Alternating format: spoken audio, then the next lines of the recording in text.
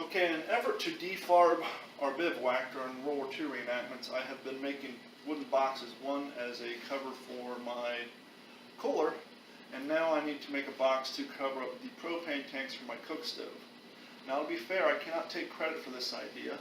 I first seen this from a friend of mine named John Thomas, who made one. I'm going to make a very similar box, but I'm going to change a few details. First thing we need to do is cut the bottom of our box to the correct width so that our propane tanks will fit in there. Now, I've already measured and taken the width of the widest propane tank settlement ring. I'm going to cut this about a rip of 8.5 inches width.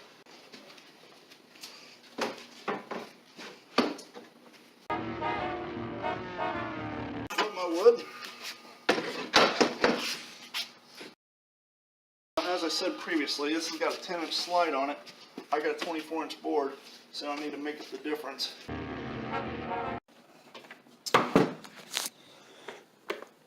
So now that I have my bottom piece, I'm basically going to cut this same piece 2 more times because we need a bottom, a lid, and then a center piece that the burners are going to sit on. So basically I need 3 of these. So I'm going to quickly cut 3 of these and save you guys the boredom.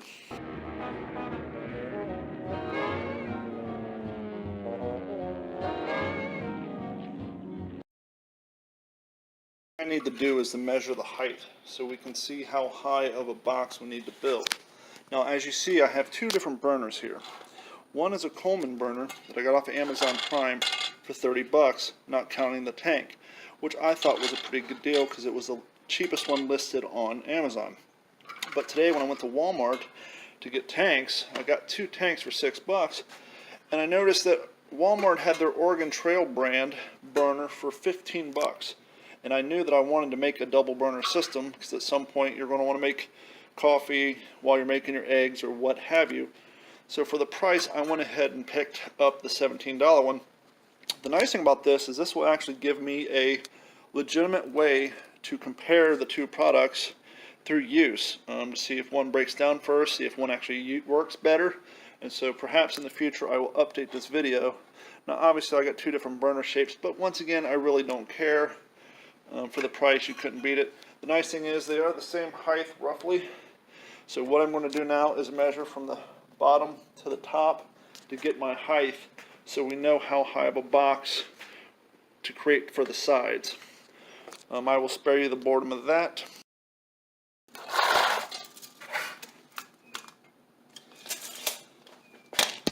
Now they're both roughly 12 inches.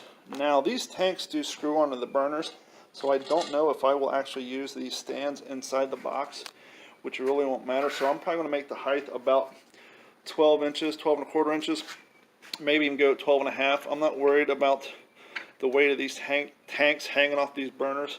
I would rather have plenty of clearance in there. So I'll probably make the height of the first level of the box 12.5 inches. So I'm going to create my side panels at 12.5 inches. So this is 1.5 inches by 1/4 inch. And I think it's about 5 feet long, but obviously I'm going to cut it down. This is the material I will use for the end caps of my box. So once again, we're going to measure 12.5. We're going to make 2 of those, and then I have to measure the width here to create the top and the bottom of the box.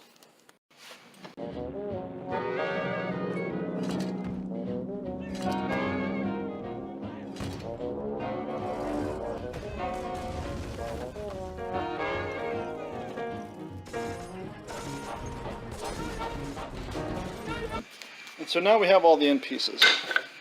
These are 8.5, these will be the bottom, 2 for each side. These are 12, these will be the height. Now for the most part, the nails that I use on this are simply going to be for appearance sake and to hold this together while it dries. I do use wood glue on these because anybody who's ever taken wood shop knows that wood glue actually holds stronger than nails and stronger than actual wood itself. So I'm just going to put some wood glue on there and then slowly assemble this frame.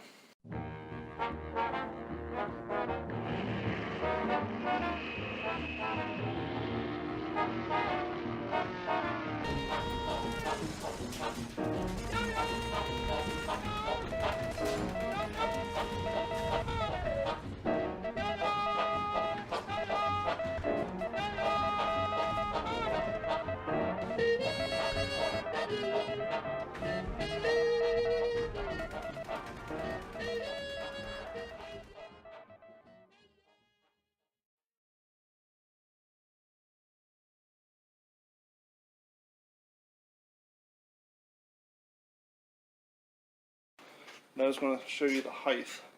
Now let's go ahead and see if we did this right or if we screwed up. We'll know if we screwed up if the height of our burner is above the height of our box. No. Okay, now keep in mind we don't want this to be above this because our pan is going to sit on there. So we want clearance. And furthermore, we may be taking these stands off. So at least we got that height right for now. Step in this project is we need to make the skins for these end caps. Basically we're just going to cut some plywood to go on here. Now for most of this project I am using a 1/4 inch wood, but for these side pieces I'm going to use a thinner wood, 1/8 inch wood, because I don't need super heavy duty, especially with the thickness of those.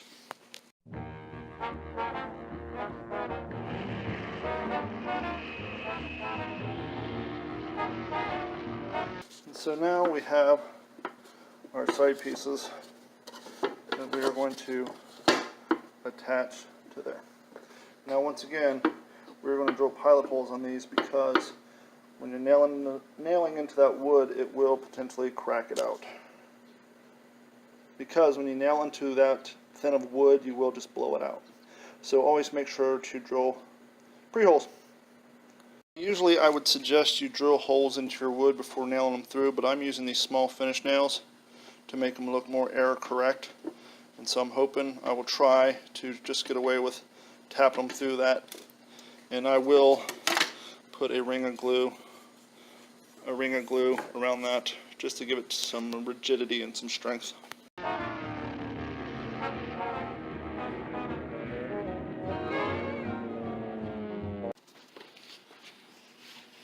And so as I said, I just applied some glue. I want to nail, this is our bottom piece on. Since this is the bottom, I'm going to use larger nail heads. You won't see them, so it really won't matter as far as authenticity goes. Actually, I may even go one better.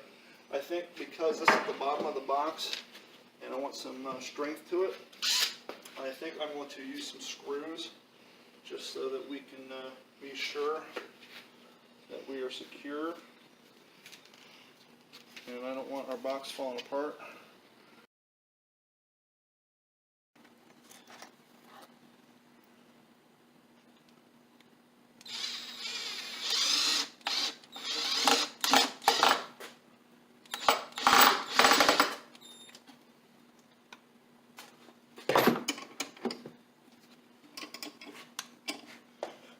I do need to slide it over because I do have a little bit of a gap there.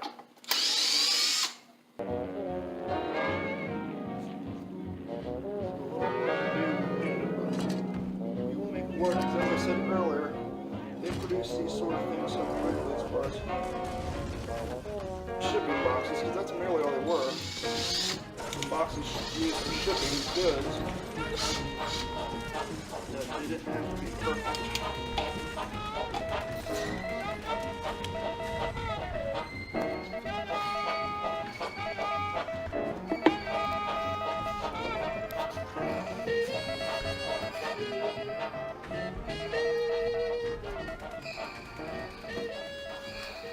The whole purpose of this template is so that I know how big of a hole I need to drill in the tabletop where the burners are going to sit. It's a little large, so I'm going to go smaller diameter than that. So I'll trace that and then I will go in shorter before I cut it out. And we'll get started on that. So what I did next is, using a spacer in the template, I measured 1.5 inches off the inside on both sides. And now I have my rings. Now once again, I'm going to cut smaller than the dimensions of those. What I'll probably do is measure in on each side and go from there. But next we're going to cut. Now this isn't attached yet, and what I did is I just built some brackets down here that I can screw this tabletop into, because this is where the burners are going to sit. Now on a normal box you don't have this extra 1.5 inch lip, but because the burners are going to be sitting up and the way that this box is created, the lid is going to come to here, and this side is going to prevent the lid from sliding backwards. Obviously this front side I can't really have that high because then my skillets and pots won't fit there. But the whole purpose of this is to help keep the lid from sliding backwards. I may even raise these up a little bit, but we will come up with a solution for that. I may even drill some holes in here. But I'm designing this as I go along, and we'll go from there. Okay, so now I got my burner covers in there. You can see the burners are hanging down. Now here's the thing, I can't just put a full front skin on here because I need the ability to reach in here and adjust the volume on the flames. So this is where the part gets tricky, and then obviously I got to build a nice lid so that this looks like a regular old box when it's all said and done. So what I'm going to do is put a half sheet here to cover up most of that, make it wide enough I can fit my hand in there comfortably, and then put a second piece on there that's removable, which I'm going to have to figure out with a peg system, and then build my lid. So I got to do all those measurements, and then we'll get there when we get there. Okay, so I haven't painted it yet, and you know, it was going to take way too long to get this project done if I filmed every little aspect of it, so I decided not to. It's still rough. I got to paint it yet, but here we are. So looks like your standard box. That's going to be a little hard because of me holding the camera. Pull this off. Now I did make a little change from the last time you saw it. I lift the top off. I got these pegs in here. Then you have your burners. And then we lift this up. Now I can control the burners. Now I can control my flame, cook. Originally we had the gap back here and a gap up front, but I was concerned about the heat bouncing off that wood and causing a flame. So I did a little quick redesign, and so that is my cook stove. Now I am going to paint this with a high temperature paint up top and then paint the rest of it brown. I'm really not concerned about a fire, simply because, as I stated when this whole thing started, a friend of mine has had one of these for quite a few years. We've made many a breakfast and cooked many a pots of coffee without issue, so I'm not concerned with fire on here. But just in case, I'm going to spray paint the top with high temperature paint that you would use on exhaust pipes and engine blocks, and then paint the rest of it in OD khaki. Once I get that done, I will post the rest.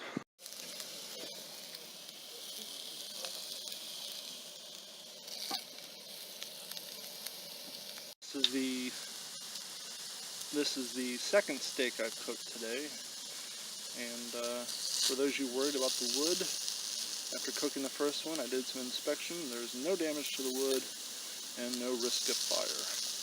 And I would definitely say having steak makes this camping experience that much more fun.